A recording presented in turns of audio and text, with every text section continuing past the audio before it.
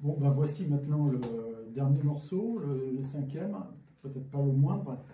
Il s'agit de Nymphéa, une composition originale de Django, qu'il a dédiée tout particulièrement à son orchestre Django's Music. C'était enregistré en 1941. C'est une composition,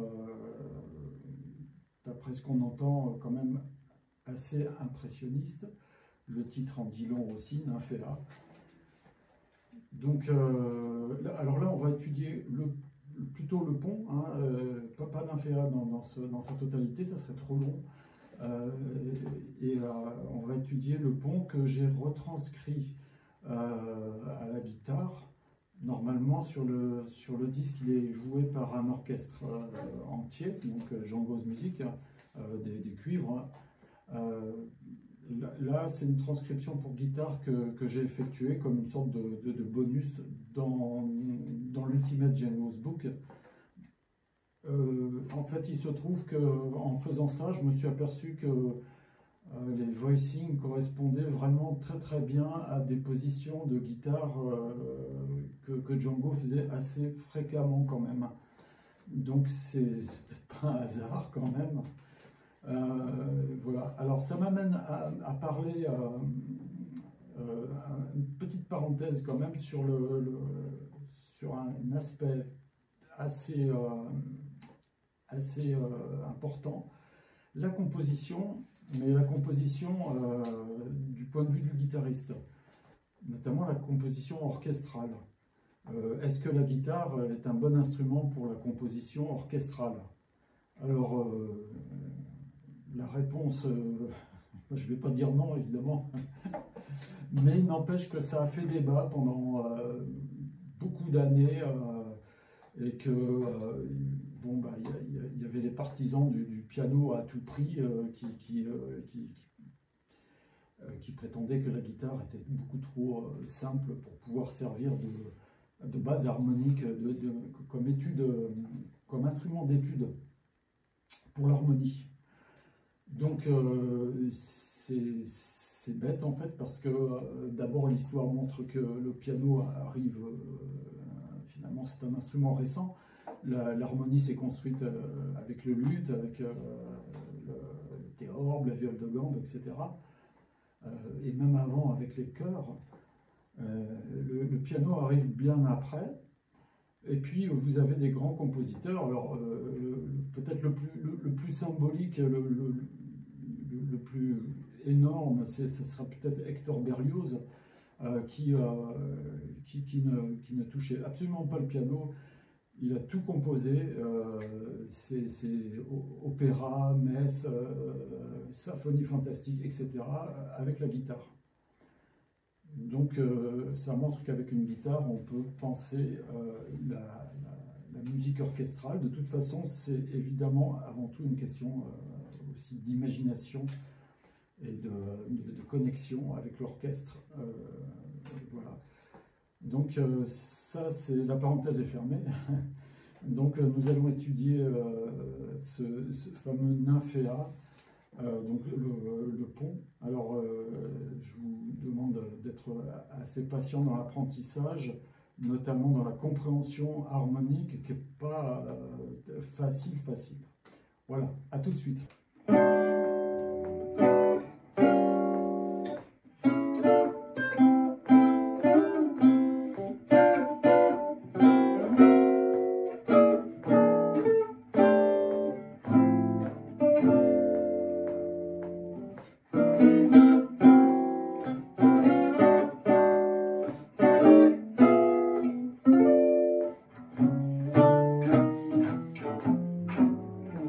Nymphéa, les explications. Donc avant tout, je vais vous jouer la grille d'accompagnement qui est absolument nécessaire d'avoir un petit peu pour comprendre globalement cet arrangement.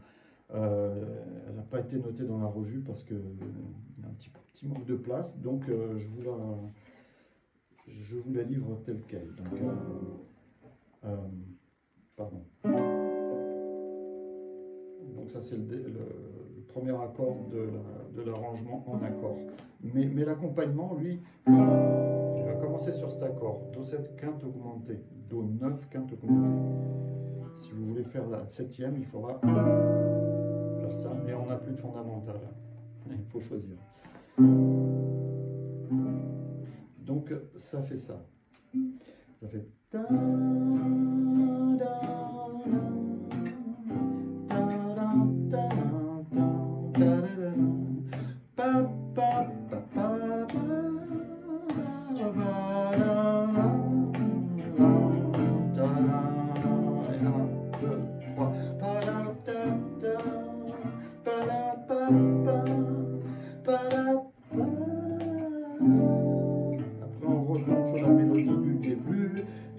qui va sur cette note-là, sa petite mélodie à la flûte, à la clarinette, c'est un Fa dièse, c'est la 9e de Mi9. Donc on est, ça c'est vraiment un contexte vraiment impressionniste. C'est vraiment tout à fait dans le style. Qu'est-ce que... Ouais, donc une grille assez compliquée. Alors le milieu de la grille, il y a une petite irrégularité dans la rythmique, mais c'est parfaitement carré au final. Donc c'est au moment où ça fait ça.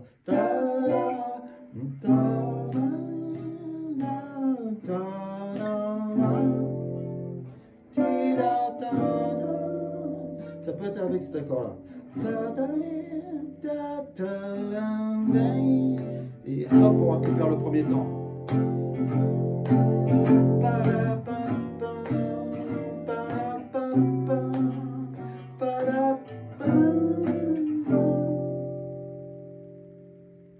Voilà. Donc ça c'est un morceau qu'on a noté dans l'Ultimate Django's Book. En anglais ça fait bien. Alors voilà, Nymphéa, les explications de l'arrangement lui-même en accord. Je vais essayer d'être clair, chose qui n'est pas très évidente sur ce genre de morceau. Donc faites-le moi savoir si je ne suis pas tout à fait clair.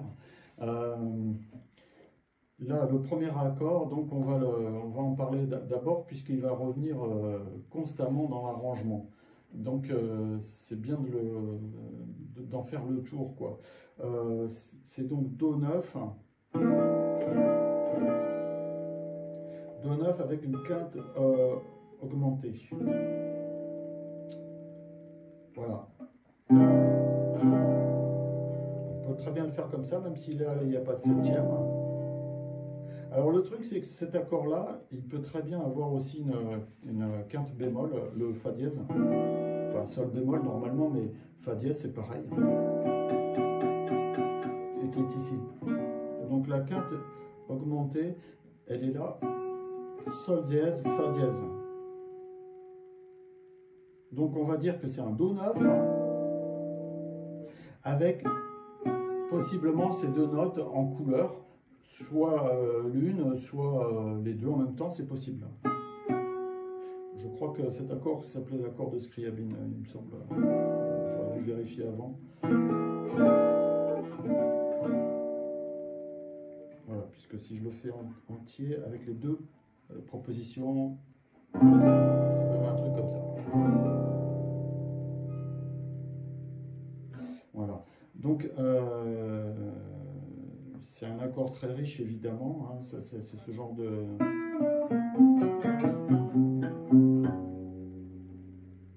d'ambiance, si vous voulez, un petit peu vraiment crépusculaire, mystérieuse, ou assez expressionniste. Quand on met un petit peu de rythme dessus, Django l'utilise très fréquemment dans toute son œuvre, en fait. Il adore cet accord. Et il sait parfaitement l'utiliser, notamment là dans ce passage orchestral. Alors, quand on fait le tour de ces notes-là, on s'aperçoit qu'en fait, on peut très bien transposer cet accord ton par ton sur la guitare, donc sur n'importe quel instrument.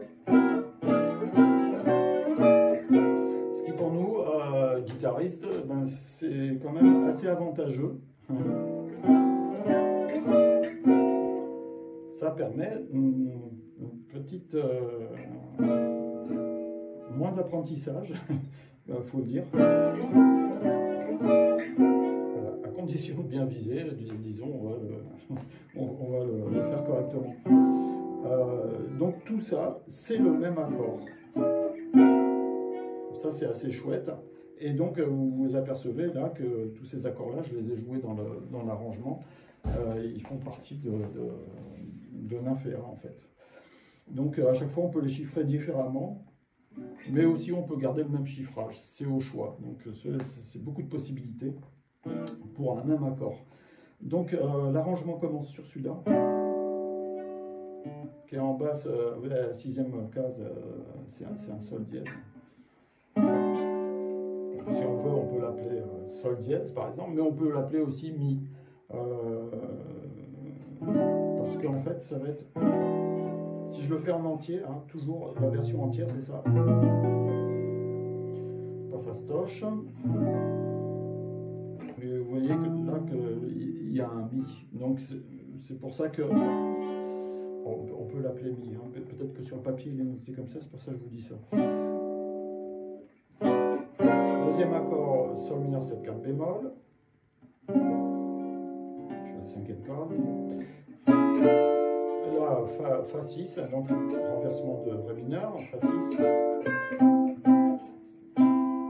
Ça, ces deux notes-là, c'est fa 7e majeur en fait. Que je pourrais faire comme ça. Fa 7e majeur. Une petite. Un petit ornement, on va dire, en tierce. Là, je repars sur fa 6 ici. Avec une petite voix, ça sert à rien de vouloir le chiffrer celui-là. Et là, je retombe encore une fois sur ce fameux accord qui cette fois a une basse là en fa dièse. Voilà. Alors, là, je monte directement sur la basse do ici, c'est la 10e case, toujours le même accord. Je redescends d'un ton, toujours le même accord. Et j'arrive sur celui-ci qui, en fait, c'est un renversement de celui-là. Donc, on est en fait toujours sur le même accord. Et on arrive sur fa 6, fa 6, 9. Alors ça, c'est un fa 7e majeur, avec la tierce à la basse, et un fa 6. Si vous voulez le faire proprement avec un petit, voilà, ça on pousse, en fa 6. Donc là, il va falloir bien compter à ce moment-là pour repartir après.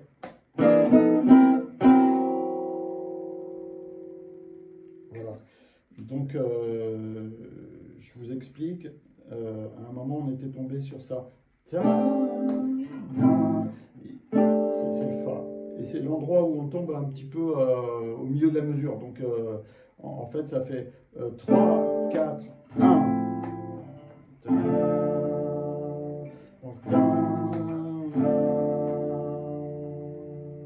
Là, il va falloir faire gaffe à repartir. 1, 2, 3, 1, 2.